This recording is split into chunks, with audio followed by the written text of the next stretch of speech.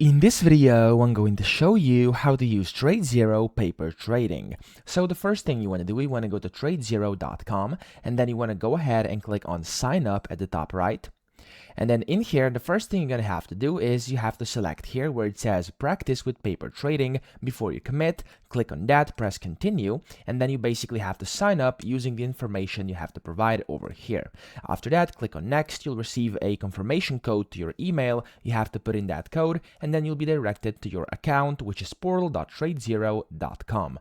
Now, once this happens, what you're going to have to do to actually go ahead and start using their paper trading, hover over trade up top, click on it, and then here you can launch one of these. So I'm gonna go ahead and I'm going to launch the Zero Web by clicking on here, and then it's going to ask me for my login and password. Now you will get this inside your email, so just check your email once you actually open up your paper trading account, and then in there you'll receive kind of a account number, which for me is this one, and then the password is the same you used to actually create your account over here. Okay, so just type that in like this. There we go. And after you do it, click on login, and it's going to log you in. First, you're going to have to select your language. So for me, it's going to be English. I'm going to press submit.